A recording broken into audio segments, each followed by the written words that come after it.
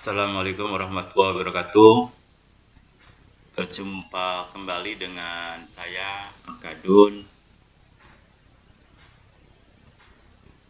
Masih dalam frekuensi yang sama, yaitu dalam perkuliahan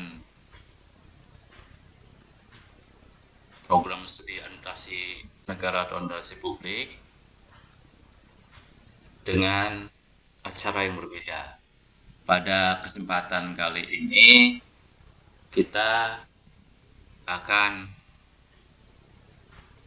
bertemu dalam acara teknologi administrasi negara. Pada kesempatan kali ini kita akan mengambil tema tentang konsep teknologi. Perlu saya jelaskan terlebih dahulu sebelum mengambil mata kuliah teknologi administrasi negara ini, sebenarnya harus ada persyaratan bagi mahasiswa yang mau mengambil teknologi administrasi negara. Persyaratannya itu sudah lulus mata kuliah teori organisasi dan mata kuliah desain organisasi. Karena pada dasarnya, pada intinya, teknologi administrasi negara itu merupakan bagian dari teori organisasi. Nah, baiklah, kita akan bicara dulu tentang konsep teknologi. Kalau kita bicara teknologi, maka biasanya kita rujukannya, asosiasinya itu kepada peralatan atau mesin-mesin. Itu biasanya apakah itu pesawat terbang, atau kapal laut, atau mesin-mesin di pabrik, mobil, canggih. Nah, itu biasanya asosiasi kita kalau kita bicara teknologi mengarahnya ke sana. Apakah itu salah? Tidak semuanya. Tapi sebenarnya konsep teknologi itu bukan hanya itu.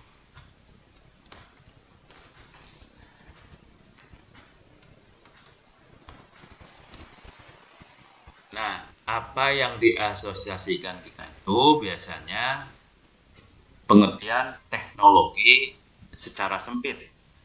Ya, biasanya memang kalau kita bicara teknologi secara sempit itu berkaitan dengan teknologi mesin atau mekanisasi alat-alat produksi barang dan jasa. Misalnya kalau dulu kita membuat kain itu dengan bantuan tangan saja. Nah, sekarang menggunakan alat tenun. Ya, bukan alat tenun. Ya, lalu kita dengan sekarang mesin tenun gitu sekarang itu. Nah, itu atau kita biasanya kalau dulu garap sawah gitu dengan tangan saja gitu. Lalu pakai bantuan alat cangkul, itu juga cangkul juga teknologi sebenarnya ya. Lalu kita menggunakan bajak, itu teknologi juga. Sekarang menggunakan traktor. Nah, demikian juga sekarang berkembang bagaimana sekarang alat-alat pertanian itu lebih maju dengan istilah teknologi tepat guna. Atau istilah lain itu biasanya penggantian tenaga manusia dengan mesin. Itulah teknologi. Pengertian yang lain, teknologi adalah penerapan pengetahuan untuk pelaksanaan tugas atau kegiatan-kegiatan tertentu secara lebih efektif. Ini jadi ada perbedaan nih sebenarnya. Ada pengetahuan, ada teknologi. Ketika pengetahuan diterapkan, maka itu menjadi teknologi. Misalnya pengetahuan misalkan tentang hukum Archimedes. Ya, akhirnya teknologinya itu menjadi teknologi kapal laut. Nah, itu teknologi. Hukum Boyle itu ada yang menjadikannya dasar jadi teknologi pesawat terbang. Gitu. Itu teknologi ya. Jadi ada pengertian semacam itu. Jadi ada perbedaan. Lalu juga ini teknologi diartikan lebih lengkap nih, ini yang paling bawah ini. embodied knowledge, tool, and technique derived from science and practical experience that are used in development, design, production, and application of product, processes, system, and service. Nah, itu. Jadi pada dasarnya eh, yang namanya teknologi itu meliputi juga baik pengetahuannya, baik tekniknya, gitu ya, maupun alatnya. Jadi misalnya tadi mengenai pesawat terbang. Nah, pengetahuan bagaimana supaya suatu benda yang beratnya berton-ton itu bisa terbang, itu juga teknologi sebenarnya dalam luas. Pesawat sendiri, toolnya sendiri itu merupakan teknologi juga. Teknik, prosedur-prosedur yang dijalankan untuk menerbangkan dari pesawat itu juga termasuk dalam teknologi. Nah, ini jangan lupa itu baik pengetahuan alat pun teknik itu merupakan hasil produk dari ilmu atau pengalaman-pengalaman praktikal yang lain. Untuk apa ya? Digunakan untuk merancang, memproduksi, menghasilkan apa itu jasa ataupun pelayanan. Nah, itu teknologi.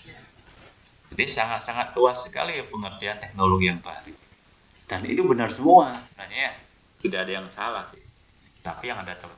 Nah, yang pertama ini teknologi itu biasanya dikaitkan dengan sistem. Ya, teknologi itu biasanya dikaitkan. Apa itu teknologi? Dikaitkan sama. Berarti bahwa teknologi jika ditinjau dari sistem, maka teknik adalah teknik yang dipakai dalam transformasi input jadi output. Untuk melaksanakan transformasi, suatu organisasi menggunakan alat-alat, proses pengelolaan, dan mekanisme administrasi dan manajemen. Jadi sebenarnya di sini mulai ada nih kaitannya teknologi administrasi negara atau teknologi manajemen itu.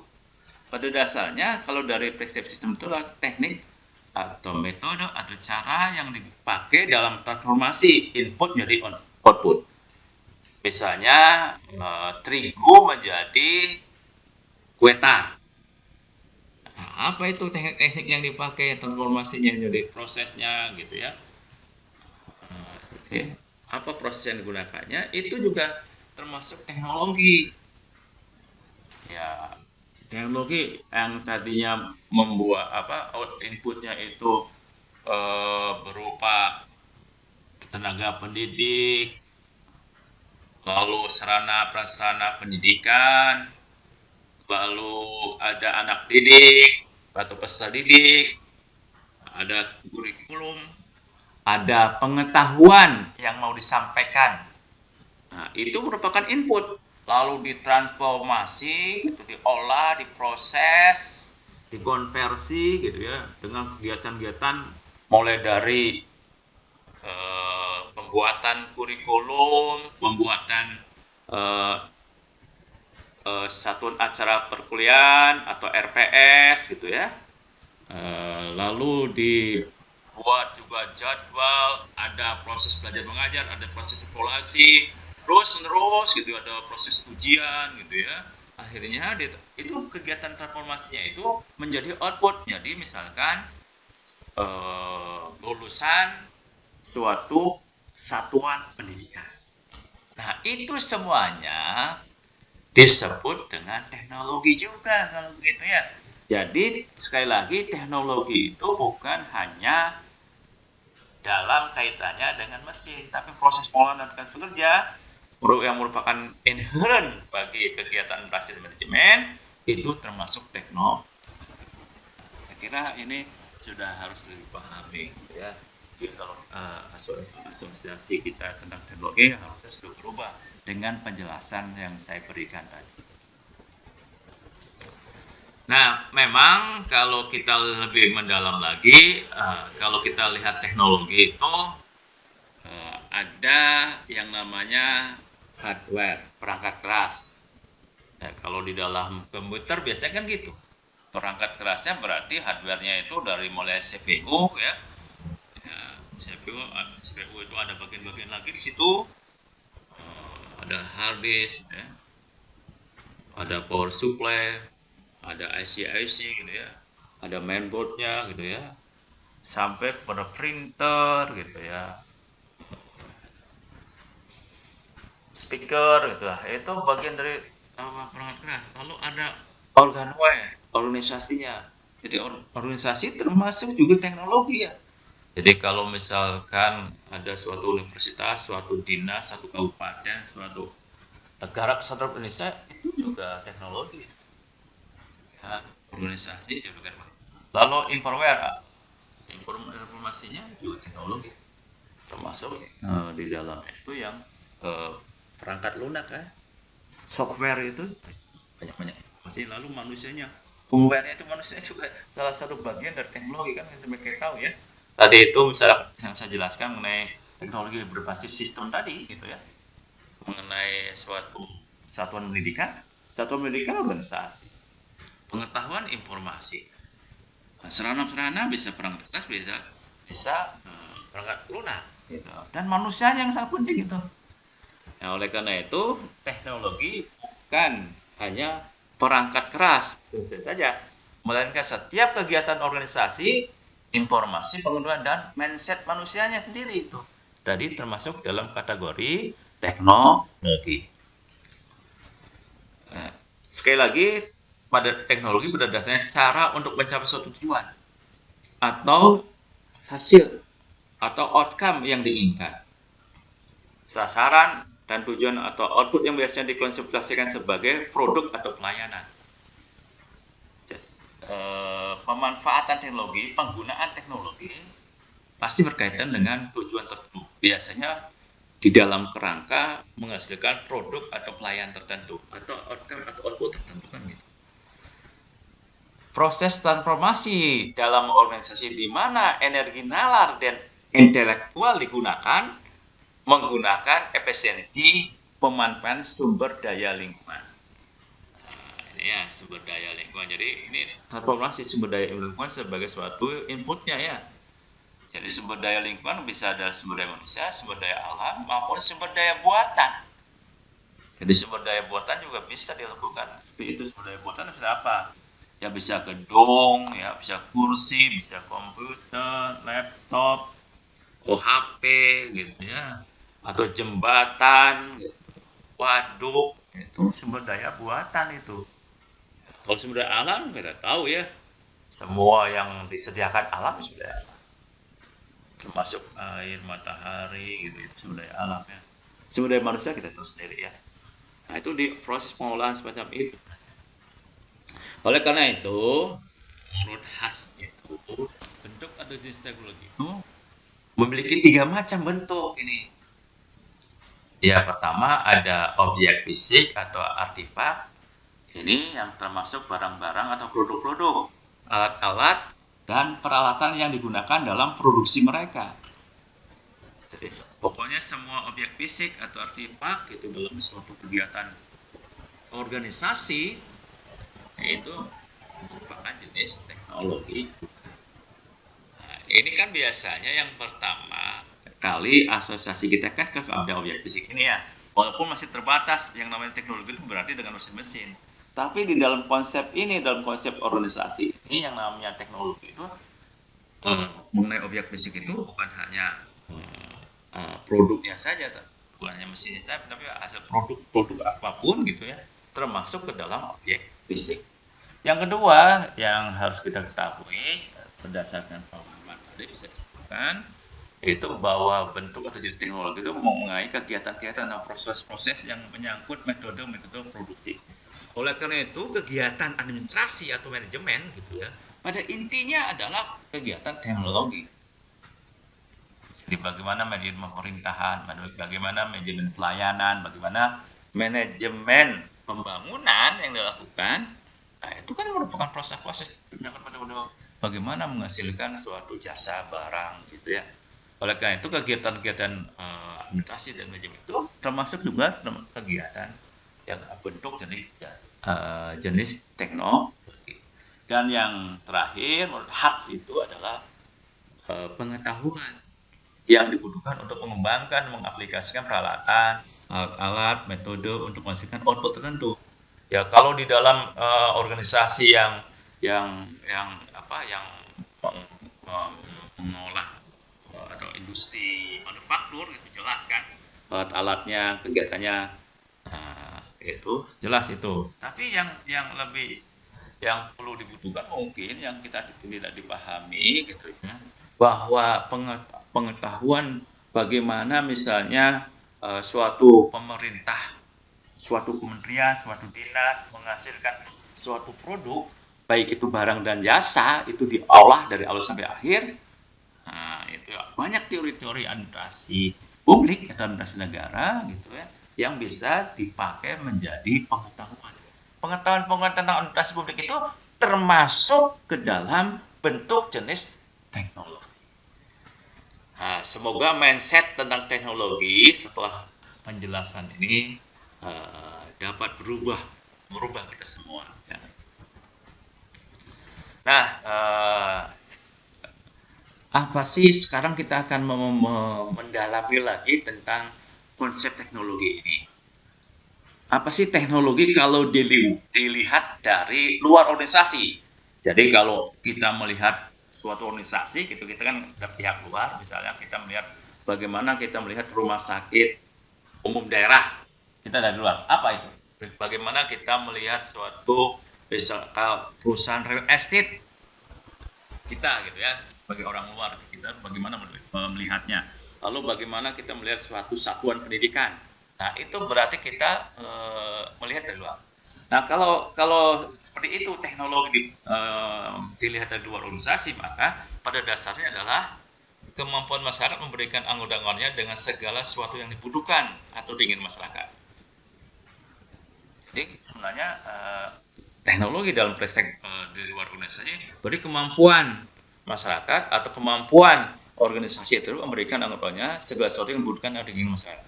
Misalnya makanan, nah ini mungkin diproduksi oleh pabrik pengolahan makanan atau hilir penggilingan padi gitu ya, itu juga termasuk ke dalam jenis teknologi makanan.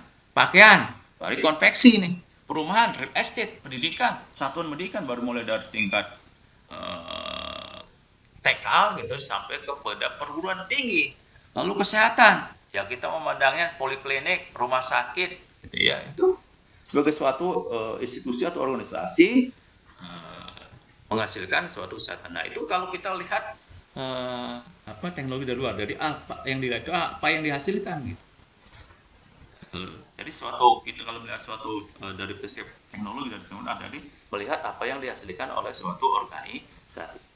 Suatu organisasi adalah sebuah teknologi untuk menghasilkan seperangkat barang dan jasa yang dibutuhkan masyarakat. Contohnya, sekolah dimaksudkan untuk memberikan pendidikan, rumah sakit diperuntukkan untuk merawat orang sakit, ini merek dagang ya, menyediakan barang-barang kebutuhan masyarakat. Jadi kalau sekali lagi, kalau teknologi dilihat dari perspektif luar organisasi, dilihat apa yang dihasilkan. Sekarang kalau teknologi dari perspektif lingkungan organisasi, apa itu? Nah, kalau dilihat teknologi itu dilihat dari apa yang dilihat dari lingkungan organisasi, maka apa yang dikerjakan? Dilihat dari apa yang dikerjakannya teknologi. Kalau kita bicara teknologi, dilihat dari lingkungan organisasi, maka dilihat dari apa yang dikerjakannya dan bagaimana mengerjakannya, gitu ya. Oleh karena itu, dari prinsip lingkungan organisasi yang adalah bagaimana sesuatu secara aktual nyata dikerjakan dengan menekankan metode dan pengetahuan dengan mana barang dan jasa dihasilkan atau diproduksi. Nah, ini juga sangat penting ini ya, bagaimana proses menghasilkan barang dan jasa itu ya, supaya apa? Ingatkan, penggunaan teknologi dalam suatu organisasi itu supaya lebih efisien, lebih efektif ketika memproduksi barang dan jasa. Jadi supaya itu urutan-urutan menghasilkan barang dan jasa bisa nggak dipangkas gitu kan? atau kan bertele-telekan gitu, misalkan dalam memberikan pelayanan bisa nggak gitu kalau biasanya 60 hari menjadi 5 hari ya, dengan 60 hari berarti ada proses menghasilkan jasa pelayan publik itu harus dipangkas. Apa yang perlu dipangkas? Proses-prosesnya. Nah itu kalau kita melihat teknologi, termasuk penggunaan teknologi secara artefak gitu, secara alat gitu ya, pada dasarnya bisa memangkas waktu itu gitu ya.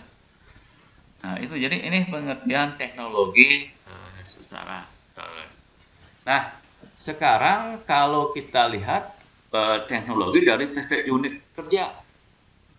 Nah, pada dasarnya ini sangat penting bagaimana kita melakukan apa ya,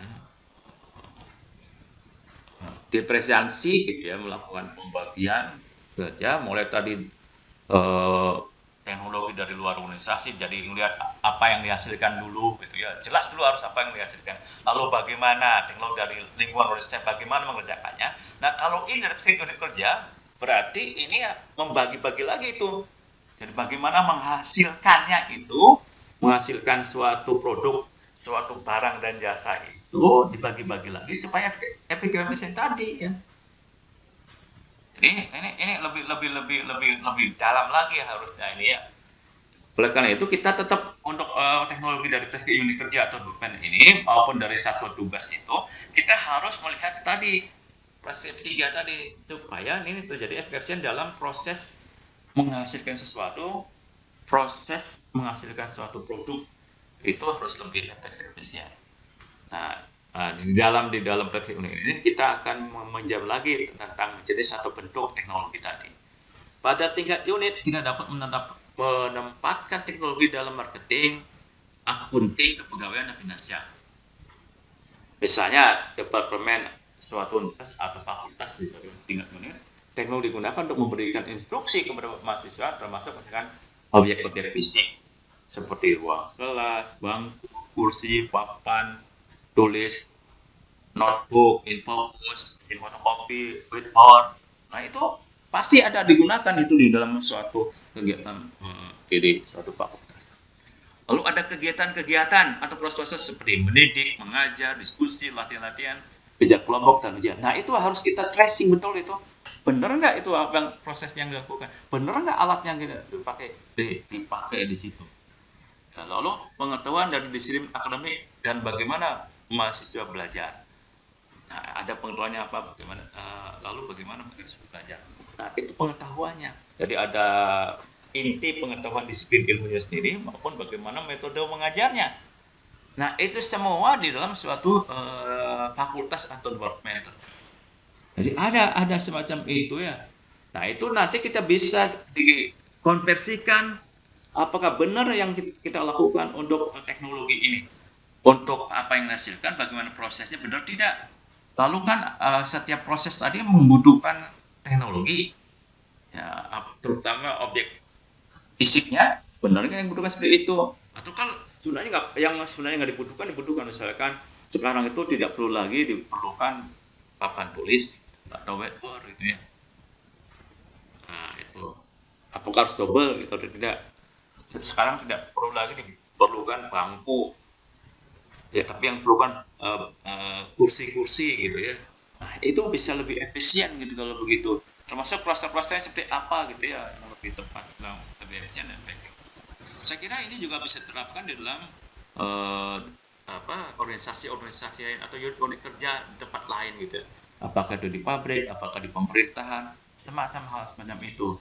Jadi kita nanti mengetahui apakah betul biaya yang dibutuhkan sekian dari suatu organisasi tersebut. Nah, apalagi kalau kita lihat teknologi dari segi tugas. Karena pada tugas itu lebih rinci lagi. Pada tingkat tugas akan lebih banyak menunjukkan diversitas teknologi. Pada tingkat ini kita memfokuskan pada aneka tugas dalam mana anggota-anggota organisasi diperlihatkan.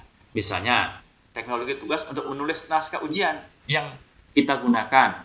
Misalnya kan tadi di dalam prefektur departemen atau suatu fakultas atau suatu program studi gitu ya. itu kan tetap ada ya secara keseluruhan gambaran makro lebih besar lagi gitu kan.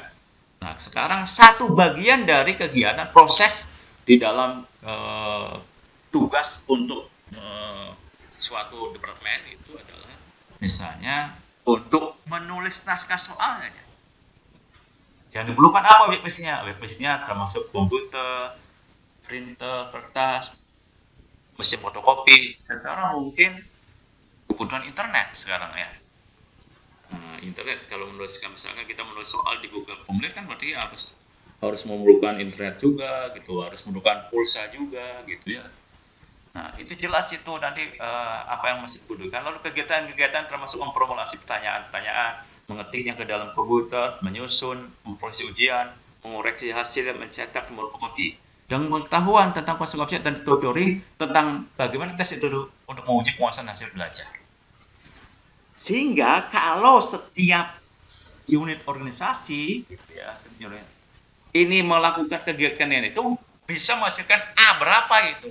Misalnya untuk kegiatan menulis naskah ujian, ini berapa ini biaya yang dibutuhkan. Lalu dikumpulkan dengan kegiatan-kegiatan lain dalam suatu proses gitu ya, dikumpulkan sehingga angka itu, angka belanja barang dan jasa itu jelas.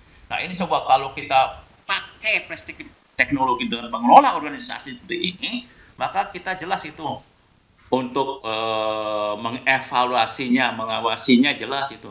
Benar nggak itu suatu organisasi itu membutuhkan dana sekian untuk menghasilkan suatu produk apa, bagaimana prosesnya, alatannya dibutuhkan seperti apa gitu. Terus dirinci gitu ya. Nah, ini sebenarnya yang sangat penting dari konsep teknologi berdasarkan berbagai macam perspektif tadi. Baik prinsip luar lingkungan jadi apa yang menghasilkan, prinsip dan lingkungan bagaimana menghasilkan produk itu, lalu lebih dalam lagi dari prinsip departemen lalu tugas, maka kita akan menghasilkan suatu tujuan yang jelas, produk yang jelas, dengan angka rupiah yang jelas, angka dolar yang jelas, gitu ya. Nah, ini saya kira itu dulu yang bisa saya sampaikan supaya pemahaman kita lebih mendalam. Kalau dikasih konsep yang lain, saya takutnya tidak bisa dipahami. Oleh karena itu kita sekian dulu. Terima kasih. Assalamualaikum warahmatullahi